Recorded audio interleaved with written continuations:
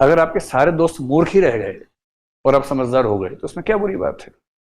जब भी ये दुविधा हो एक बात ध्यान रखिएगा, मैं तो क्योंकि एक पेपर इथिक्स का है मैं ही पढ़ाता हूं, उसमें ये बातें आती हैं सारी।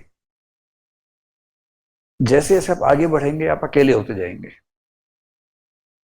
अकेले होने के साथ थोड़ा सा दुखी भी होंगे, बेचैन भी होंगे, परेशान भी होंगे।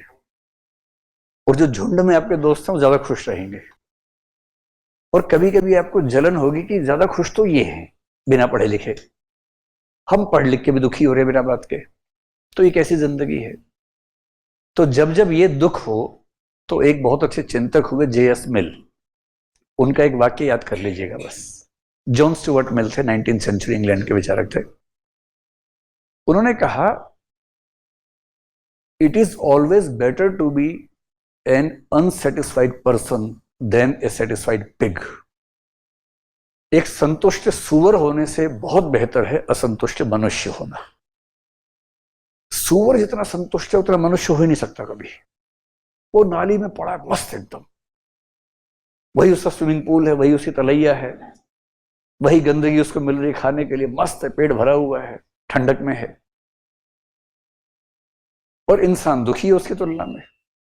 पर इंसान होने वाला दुख सुअर होने वाले सुख की तुलना में ऊंचे स्तर का है। और अगला सेंटेंस क्या है? असंतुष्ट सुकरात होना संतुष्ट मनुष्य होने से बेहतर है। आम आदमी है, खुश दिख रहा है, उससे ज्यादा बेहतर लोग हैं जो गहरी बातें सोचते हैं, परेशान रहते हैं। हमारे कबीरदास कह गए हैं, सुखिया सब संसार है खावे और सोवे। समझ में आ रहा है?